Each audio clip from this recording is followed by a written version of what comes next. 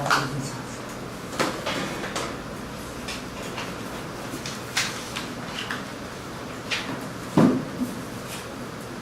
안녕하십니까. 좋은 안식입니다.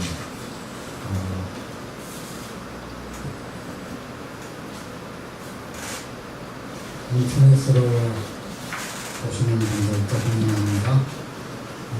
오늘은 8월 12일 안식입니다. 날씨가 조금 시원해진 것 같네. 태양이 조금 각도가 기울어져서 시원해지지 않나 그런 생각이 듭니다. 오늘은 7과입니다. 7과. 믿음에 이르는 길. 해지는 시간 7시 29분입니다. 짧아지고 있죠. 오늘은 믿음이 뭐냐 하는 문제에 대해서 함께 공부하도록 하겠습니다. 기억절 같이 한번 읽어보겠습니다. 시작. 그러나 성경이 모든 것을 제 아래 가두었으니 이는 예수 그리스도를 믿음으로 말미암는 약속을 믿는 자에게 주려 합니다. 갈라디아 3장 22절에 있는 말입니다. 믿음과 율법은 어떤 관계가 있는가? 그렇죠. 또 율법은 어떤 역할을 하는가 하는 문제를 이번 갈라디아서를 통해 가지고 우리가 깊이 공부하고 있습니다. 이제 계속 여러 시간을 통해서 지금 율법에 대한 말씀, 믿음에 대한 말씀, 구원에 대한 말씀, 또 우리는 어떤 말씀을 어떻게 받아들이고 이해하고 믿어야 하는지를 공부하고 있습니다. 자, 일요일 문제입니다. 율법과 약속.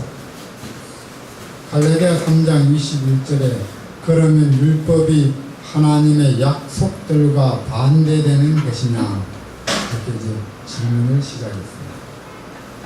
사도 바울 당시에 많은 사람들은 사도 바울이 하나님의 율법을 과소평가하고 있다.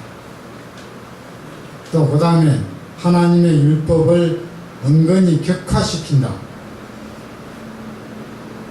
그렇게 그들이 생각을 했던 것 같아요. 그래서 바울은 그 문제에 대해서 질문을 끄집어내어서 지금 설명하고 있습니다. 그래서 바울은 말하기를 그대는 지금 율법이 하나님의 약속과 모순된다고 말하고 있는 것인가? 이 물음에서 바울은 강력하게 부정하고 있는 것입니다. 왜냐하면 하나님은 모순되는 분이 아니기 때문입니다. 하나님은 약속도 주셨고 율법도 함께 주셨습니다. 그래서 율법과 약속, 혹 언약, 혹 믿음은 서로 상충되거나 모순되지 않는다.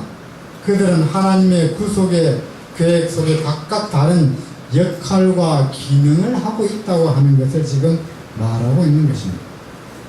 율법의 기능에 대하여 바울의 반대자들은 어떤 잘못된 생각을 가지고 있었는가 하는 것입니다. 이들은 율법이 그들에게 영적 생명을 준다고 믿었습니다. 그런 관점에서 아마도 레위기서나 신명기와 같은 구약 말씀에 대한 오해로부터 시작된 것이 아닌가 그렇게 볼 수 있습니다. 율법은 하나님의 언약 안에 사는 사람들이 어떻게 살아야 하는가 하는 것을 가르쳐 줍니다. 율법은 언약 안에서 삶을 규정하고 있습니다. 그런데 그들은 율법이 하나님과의 관계에 원천이라고 하는 잘못된 결론을 가지고 있었다고 하는 것입니다. 자, 그래서 하나님의 율법과 언약은 하나님이 우리를 값없이 구원해 주시겠다고 하는 약속이에요. 언약이란 말. 언약, 약속, 계약. 거의 한국말 같은 말입니다. 하나님이 우리를 값없이 구원해 주겠다. 그래서 하나님의 율법은 하나님의 거룩한 법대로 살아라는 명령이고, 그렇게 살지 못한 사람을 하나님께서는 죄를 용서해 주시고 값없이 우리를 구원해 주겠다고 하는 것. 그러니까 율법과 언약은 그 기능면에 있어서 다르다, 그런 말입니다. 서로는 모순되지 않을 뿐 아니라 서로 다른 기능이 있을 뿐인데 이것을 잘못 적용할 때 문제가 생긴다고 하는 것입니다. 율법도 좋은 것이고 언약도, 구원의 약속도 좋은 것입니다. 율법도 필요한 것이고 그래서 언약도 필요한 것입니다. 그래서 여기 율법과 약속은 서로 모순되는 것이 아니라 서로 기능이 다르다. 약속은 영생의 소망을 주며 율법은 삶의 방식을 제공한다. 그렇죠. 자, 하나님이 우리를 구원해 주시겠다고 하는 약속, 언약이라고 그러죠. 아주 좋은 기별이죠. 그럼 구원받은 사람들은 어떻게 살아야 하는가 하는 것이 율법이 제시하는 기능이다, 그 말입니다. 그러니까 율법의 기능을 사람의 구원받는 기능에다 접목을 시키면은 혼란이 온다, 그 말입니다. 그래서 이것은 각각의 기능에 맞춰서 우리가 이해하면은 좋겠다, 그렇게 얘기합니다. 영감의 교훈지를 한번 읽어보겠습니다. 예컨대 율법은 하나님을 사랑하고 이웃을 사랑하고 온유하고 겸손하고 성결하기를 우리에게 요구한다. 우리는 그와 같은 모든 요구에 대하여 부족함을 깨닫는다. 그러나 우리는 사람으로는 불가능하지만 이처럼 사랑을 주고 겸손하고 성결케 하는 하나님의 언약을 보게 된다. 각시 대인투 263쪽에 있는 말입니다. 그 다음에 월요일 문제 보십시오. 율법 아래 매임 그랬죠. 율법 아래 매임. 믿음이 오기 전에 우리는 율법 아래 매임 바 되고 계시될 믿음의 때까지 갇혔느니라. 갈라디아 3장 23절에 있는 말입니다. 율법 아래 매였다는 말은 또 무슨 말입니까? 자, 율법의 정죄 아래 있다고 하는 뜻입니다. 율법의 정죄라고 하는 말은 하나님의 법은 그 법을 범하는 사람들을 뭐라고 정한다고요? 너는 죄 지었다 라고 결정하는 것을 정죄라 그럽니다. 너는 죄인이다. 그러니까 율법이 곧 뒤에서 뭐라 한다? 죄를 지었으니까 죄값으로 뭐 해야 된다고요? 멸망해야 된다, 죽어야 된다 하는 사형을 언도하는 것입니다. 그것을 정죄라고 합니다. 율법 아래 있다는 말은 그런 말입니다. 우리에게 사형을 언도하고 있다. 죄를 한 번만 지으면 몇 번 죽어야 돼요? 한 번 죽는 것입니다. 두 번 지으면 몇 번 죽어야 돼요? 두 번 죽는 것입니다. 우리 어머니 집사님, 죄를 100번 지으면 몇 번 죽어야 돼요? 한 번 죽어요. 100번 죽어야 돼요. 100번. 죄값대로. 100번 죽여야지. 100번 죽어야 죄값이 다 갚아지는 거예요. 우리는 한 번만 죽으면 된다 그러는데 하나님의 법은 뭐라고요? 죄 지으면은 죄값대로 뭐 한다고요? 죽어야 된다. 그것을 이제 율법이 하고 있는 뭐예요? 심판 혹은 정죄 혹은 율법이 사형을 인도한다 하는 말로 표현하고 있습니다.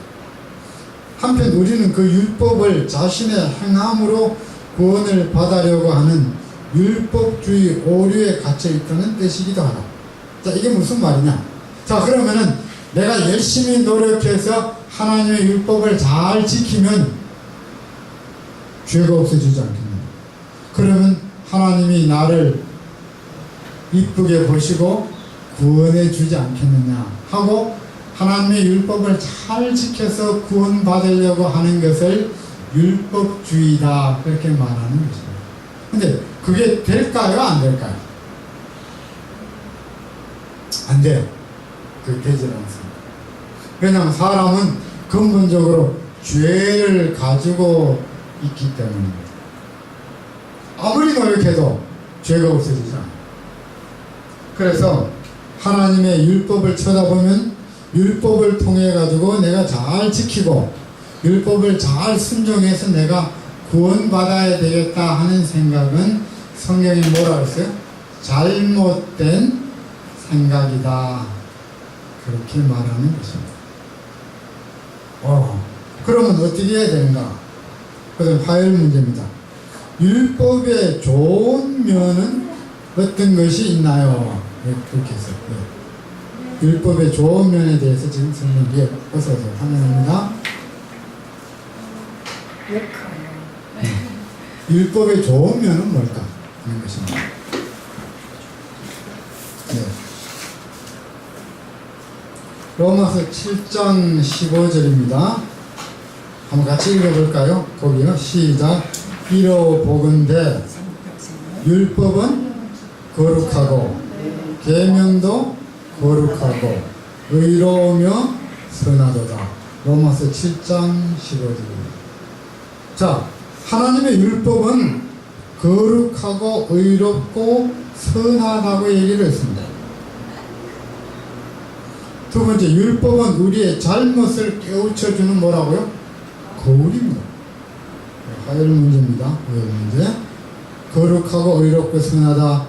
우리의 잘못을 깨우쳐주는 거울이다. 율법은 우리의 삶의 표준을 보여준다. 이렇게 살아라. 이렇게 사는 것이다. 그 다음에 율법은 우리의 행복을 지켜주는 울타리며 보호자이다. 예. 법이 우리를 뭐 하는 거라고요? 보호해주는 역할입니다. 죄가 무엇인지를 가르쳐주고 우리를 보호하고 행복되게 살 수 있도록 도와주는 것이다. 그런 말입니다. 또 율법은 하나님의 사랑입니다.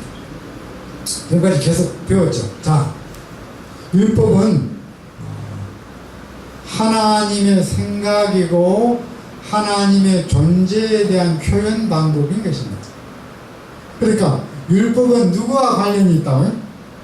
하나님과 분리될 수 없는 중요한 연결이 있는 것입니다. 그래서 다른 말로 말하면 하나님의 법, 하나님의 율법은 하나님의 품성의 뭐라고요? 사본이다. 원본은 하나님의 마음이고 그걸 복사해 놓으면 뭐가 된다고요? 하나님의 율법이 되는 것입니다. 그러니까 율법은 누구하고 같아요? 수준이? 하나님과 같은 수준이라고 생각하면 됩니다. 자, 그래서 죄가 없을 때는 이 율법이 우리를 뭐 해준다고요? 보호해줘요. 법이 죄가 없을 때는 우리를 보호해줍니다. 근데 죄 지으면은 법이 우리를 뭐 한다고요? 심판하는 기능을 가지고 있어요. 그렇죠. 이건 아주 무서운 일입니다. 심판하는 기능. 법의 두 가지 기능이 하나는 보호해주는 기능, 하나는 뭐예요? 심판하는 기능. 우리 써니 집사님, 심판받는 게 좋아요? 안 좋아요?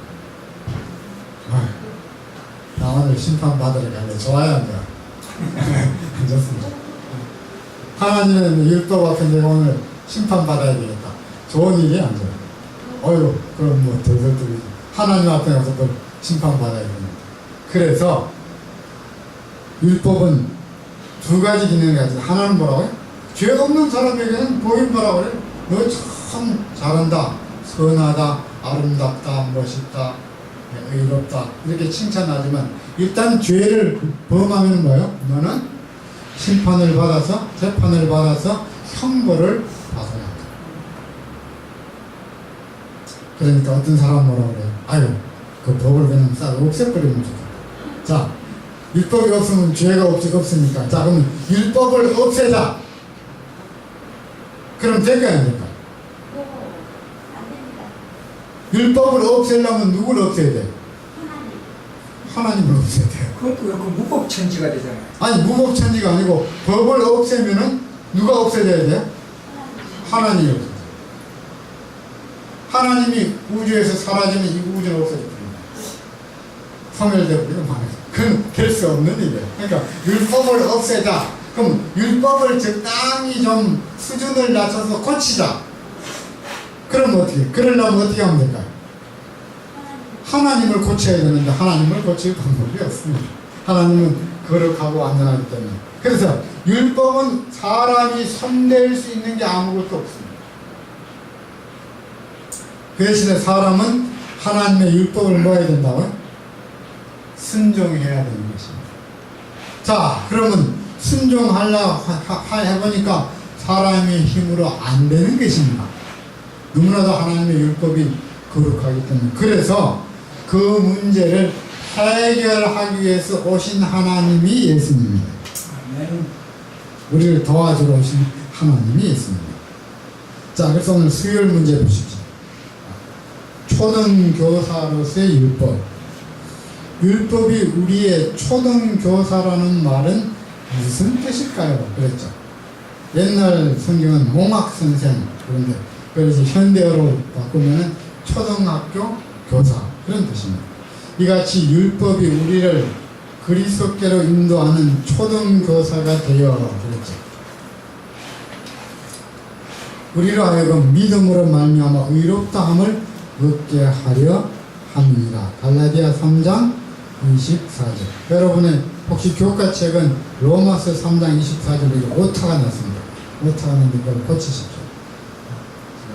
바로 찍었는데 교과서는 로마서로 오타가 난 것 같고 성경은 이게 갈라디아 3장 24절에 있는 말입니다.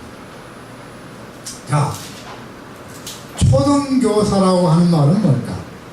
사람이 성장하기 위해서 초등교사의 도움이 반드시 필요하다. 이 초등교사란 말은 애가 이제 초등학교 1학년 들어가면은 학교까지 데려다 줬다가 데려오는 선생을 초등교사라고. 애가 혼자 학교 못 가니까, 학교 어딘지 모르니까 이제 한 3학년쯤 될 때까지는 늘 데려다니잖아요. 이 길로 학교 간다. 옛날에 이제 이 로마 시대에는 그런 초등교사가 많았다 그래요. 왜냐하면 전쟁해가지고 여러 나라에서 학자들을 다 잡아와가지고 그 로마인들이 잘 사는 집에서 전부 다 가정교사로 썼답니다. 우리가 말하면 가정교사, 초등교사. 그들이 이제 그 로마인들, 보관들, 자녀들을 집에서 글을 가르치고 학교 갈 때는 데려다주고 학교 끝나면 또 교실까지 가서 애를 또 집에까지 안전하게 데려왔다 갔다 하는 그런 역할을 했는데 그것을 성경에는 초등교사, 우리말로는 몽학선생 이런 말로 번역을 하고 있습니다. 자, 그래서 사람이 어린애가 성장하기 위해서는 누가 필요하다고요? 초등교사의 도움이 반드시 필요하듯이 죄인이 그리스도인이 되는 데 있어서 초등교사인 율법의 역할은 매우 중요하다. 그렇죠. 자, 이게 무슨 말인가? 우린 죄 지었어요. 하나님의 율법이 우리 보고 뭐라 그래요? 심판받아요. 심판받으니까 뭐라 그래요? 사형. 큰일 났네. 자, 우리 어머니 집사님. 하나님의 십계명 쳐다보니까 십계명 율법이 우리 보고 뭐라고 해요? 너 죄 지었지? 그럼 뭐라고 대답해요? 오리발 됩니까? 안 지었습니다. 아니요, 조금 지었습니다. 경사 앞으로 와.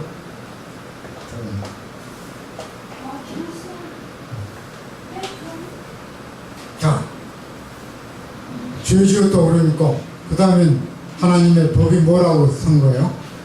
죄값을 치루어라. 한국말로 치루어라.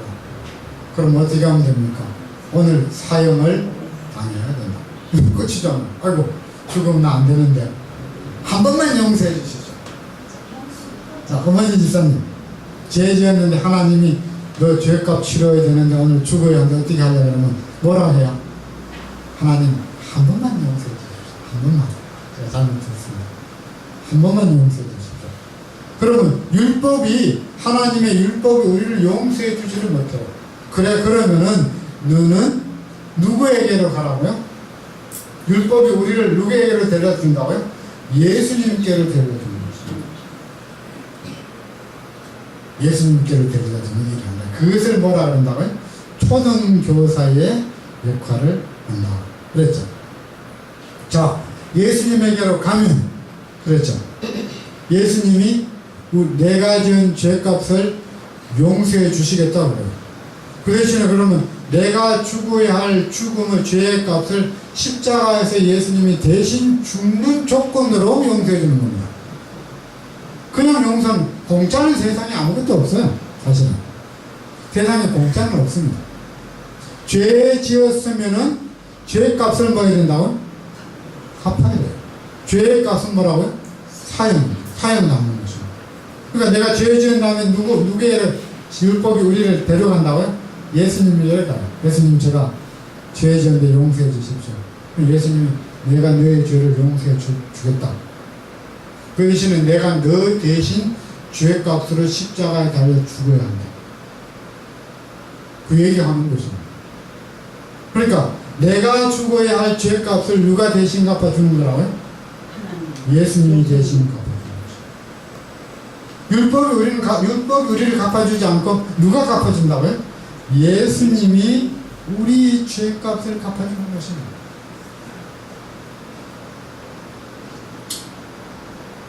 우리가 참된 그리스도인이 되려면 율법에 대한 올바른 지식을 가져야 한다.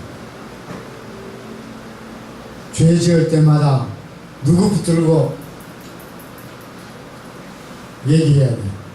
예수님, 제 죄를 용서해 주십시오. 그럼 예수님이 우리 죄값을 내가 너를 위해서 십자가의 죽음으로 이미 갚았느니라, 염려하지 말라, 그렇게 말씀하시는 것이죠. 예수님이 좋아요, 안 좋아요? 어떤 사람은 그래서 이 사실을 깨닫고 그냥 엉엉 울었다. 어떻게 그럴 수가 있느냐? 어떻게 그럴 수가 있느냐? 하나님의 아들이 이 땅에 와서 내 죄값을 갚아주시려고 십자가에 달려 죽음으로 갚았다는 사실을 깨닫고 대성통곡하고 그랬다. 그렇게 얘기해요. 그렇죠. 인간의 힘으로는 해결할 수 없는 문제입니다. 죄의 문제, 그 다음에 심판받는 문제, 그 다음에 죽음의 문제는 인간이 해결할 수 있는 능력이 전혀 없어요. 그래서 우리는 이 율법이 죄 지은 사람에게는 자꾸 누구에게 가라 그런다고요? 누구에게 가라고요? 선지식사님, 누구에게 가라고요? 죄 지으면? 누구에게 가라고요? 누구에게? 예수님께 가라고. 죄 지었으니까 너는 죄의 문제를 해결하려고, 죄의 문제를 해결하러 누구에게 가라고요? 예수님에게. 너 죄 지었으니까 누구에게 가서 고해성사하라고요? 예? 누구한테 가서 고해성사해야 돼? 신부한테 가서 하든지 목사한테 가서 하라고 하지 않고 누구에게 가라고요? 예수님이 너의 죄를 해결해 줍니다. 사람이 해결하지 못합니다.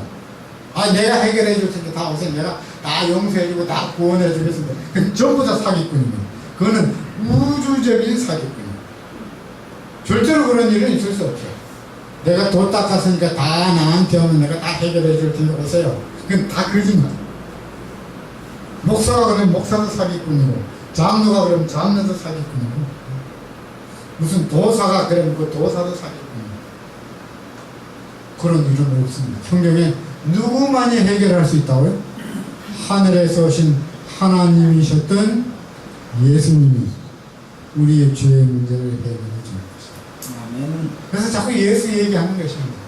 죽어도 예수고 살아도 예수입니다. 이 우주에서 예수님처럼 우리를 사랑하시는 분은 없습니다. 정말 없습니다.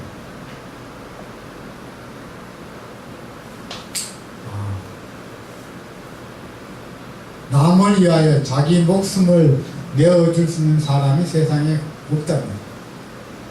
그런데 이 땅에 오셔서 우리 죄값을 갚아주려고 자기의 생명을 내어주신 하나님이 계신데 그분이 바로 예수님. 그분이 예수입니다. 목요일 문제입니다. 율법과 신자, 예수님을 믿음으로 말미암는 의와 구원의 진리를 깨달은 성도들에게 율법은 어떤 새로운 의미로 다가옵니까? 자, 예수 믿는 사람, 예수님 믿어서 죄의 용서를 받고 구원을 받은 사람에게 율법은 어떤 역할을 합니까? 그렇죠. 율법은 정말 좋은 것입니다. 율법은 하나님의 품성을 보여주는 것입니다. 예수님에게 가서 내가 죄 용서받고 나면은 율법이 우리를 뭐하는 거예요? 보호하는 역할을 합니다. 그래서 우리가 하나님처럼 닮아가는 그 표준을 우리에게 제시해 주는 것입니다. 사람이 영적으로 1등급부터 시작해서 1000등급까지 있다고 가정해 보십시오. 죄 지은 사람은 몇 등급 받으면 될까요? 죄 있는 사람 1등급입니다. 죄 없는 사람은 몇 등급이에요? 1000등급입니다. 그러니까 그 차이가 뭐라고요? 하늘과 땅 차이입니다. 네. 하늘과 땅 차이 것입니다. 이거 굉장히 중요한 말입니다. 자, 그래서 우리가 죄를 용서받고 구원의 은혜를 받으면 하나님의 거룩한 품성을 닮아가는 것입니다. 하나님이 우리를 죄를 용서해서 하나님의 품성을 닮아가도록 끌어올립니다. 어디까지 끌어올린다고요? 하늘까지 끌어올립니다. 그러니까 사람이 완전히 달라지는 것입니다. 그러니까 예수 믿는 사람하고 예수 안 믿는 사람하고 차이는 하늘과 땅 차이입니다. 그렇게 변화되는 것입니다. 자, 그래서 우리는 지금 표준이 누구를 향해서 계속해서 자라난다고요? 하나님을 향해서 계속 자라나는 것입니다. 집사님, 제가 집사님 보니까 누구하고 비슷하다고요? 누구하고 비슷해요? 어머니 집사님. 내가 집사님 자세히 보니까 누구하고 비슷하다고요? 예수님하고 비슷하네요. 이게 이제 정상이에요. 내가 집사님을 자세히 봤더니 마귀하고 꼭 닮았네. 이러면 안 되잖아요. 그거 큰일 나는 것입니다. 내가 자세히 봤더니 누구 닮았다고요? 예수님하고 비슷해요. 여러분 저 보십시오. 예수님하고 비슷한 거 아닙니까? 닮은 것 같은데 이러면 그게 정상인데 좀 이상한데 이러면 잘못돼요. 자세히 보니까 누구 닮았다고요? 하나님 닮는다. 하나님 모습을 보이네. 이것이 이제 율법이 우리와의 관계에서 보여주는 것입니다. 그러니까 율법은 우리를 하여금 의로운 생애를 살도록 자꾸 우리를 보여주는 것입니다. 누구 닮으라고요? 하나님 닮으라. 하나님 닮으라. 그 다음에 네 번째, 예수님은 우리의 심령에 하나님의 율법을 새기신다. 와, 이거 굉장한 말입니다. 예수님은 사람의 마음이 하나님의 마음인 율법이 우리 마음에 새겨져서 그 율법의 사랑의 원칙대로 살도록 우리를 만들어주는 것입니다. 생각이 바뀌면 행동도 따라 바뀝니다. 그렇죠? 그러니까 사람의 생각을 바꾸고 사람의 마음을 바꿔주시는 이는 하나님이셔. 예수님이셔. 그 바꿔놓으면 우리가 누구처럼 닮아간다고요? 예수님처럼 하나님처럼 닮아가는 것이 율법이 하는 역할이다. 그 말이에요. 여러분은 무슨 원칙에 따라서 사시는가요? 그는 하나님의 원칙, 그게 하나님의 법입니다. 하나님의 법대로 사는 것입니다. 근데 하나님의 법이 없는 사람은 누구 법대로 살아요? 지 마음대로 사는 것이. 지 마음대로. 자기 마음대로 사는 법이 곧 죄악의 법이요 사단의 법인 것입니다. 자, 그래서 율법은 그리고 예수를 믿고 구원의 은혜를 받으면 우리를 하여금 하나님의 거룩한 법이 우리 마음의 역사에서 우리 마음의 원칙이 되고 삶의 방법이 되고 삶의 표준이 되고 하나님의 품성이 우리 속에 이루어지는 거죠. 사람이 악해지려면 누구처럼 악해질 수 있다고요? 사단처럼 악해질 수 있습니다. 사람이 선하게 되려면 누구처럼 될 수 있다고요? 하나님처럼 될 수 있습니다. 이것이 바로 법에 대한 문제다, 차이다, 이렇게 얘기를 했습니다. 그 다음에 우리 안에 거하시는 성령은 율법을 순종할 수 있게 하신다. 자, 하나님의 거룩한 이 법의 표준을 보니까 너무너무 높아요. 그런데 그 법의 거룩한 표준대로 살 수 있도록 내 힘은 아닌 하나님의 성령이 내 마음의 역사에서 그 법의 높은 수준을 따라서 살 수 있도록 힘을 주신다. 그렇죠. 얼마나 좋아요. 그래서 사랑은 하나님의 품성의 사랑은 힘입니다. 그러면서 힘이에요. 아주 강력한 힘입니다. 우리를 의롭게 만들고 우리를 선하게 만들고 하나님의 율법을 즐겨 순종할 수 있도록 구원해 주신 힘이 순종할 수 있는 힘으로 우리 속에 역사하는 것입니다. 구원의 힘도 강하지만 그 구원뿐 아니라 구원의 힘 속에는 우리를 죄와 더불어 싸워서 이길 수 있는 무엇을 줬다고요? 능력과 힘이 하나님을 통해서 주어졌다고요. 얼마나 좋은지. 자, 오늘 결론입니다. 믿음의 길에서 만나는 율법. 율법과 복음은 서로 모순되는 것이 아니다. 맞죠? 예. 두 번째, 율법은 죄인이 죄를 깨닫도록 하는 거울이다. 거울이다. 거울을 보면 얼굴에 뭐가 묻었는지, 뭐가 잘못됐는지, 옷이 삐뚤어진지 알 수 있듯이 우리의 잘못을 깨닫게 해주는 거울과 같은 역할을 합니다. 동시에 율법은 죄인이 예수께 가도록 인도하는 초등교사이다. 자, 죄 지은 사람에게 누구에게 가라고요? 내 죄를 대신 해결해 주실 수 있는 예수께로 가라고 인도해 주는 뭐라고요? 초등학교 교사이다. 그 다음 네 번째, 예수님 안에서 죄인은 율법의 정죄에서 벗어납니다. 자, 율법이 우리를 심판하고 사형을 언도하고 죄의 형벌을 선고하는 이 무서운 일에서 우리는 예수님께 가면서 이 율법과의 관계를 해결할 수 있다. 이렇게 했죠. 자, 다섯 번째, 율법은 사랑이다. 이 사랑은 하나님의 품성, 하나님의 속성을 표현하는 말입니다. 하나님의 속성이다. 여섯 번째, 예수님은 우리 마음에 사랑의 율법을 새깁니다.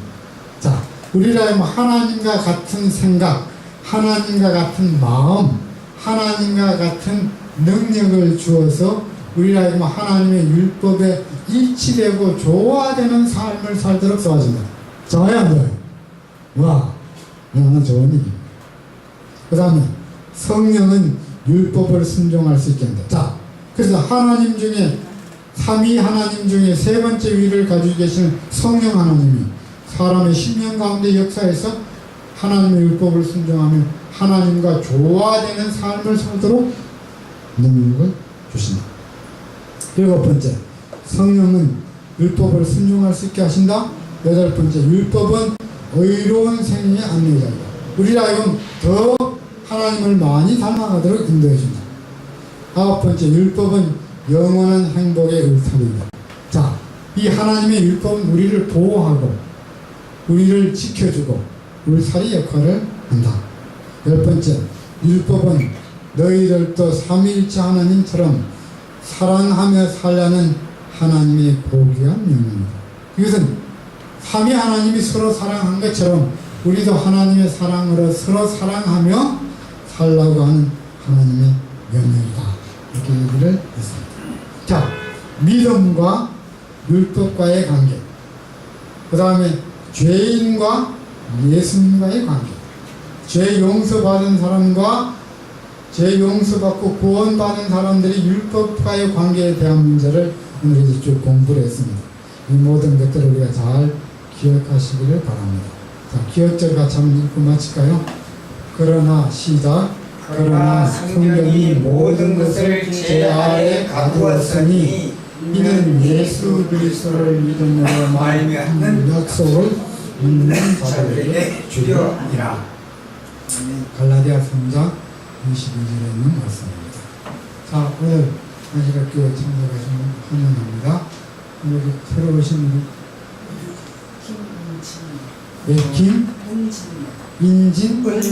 김은진 우리 자매님 오셨습니다. 환영합니다.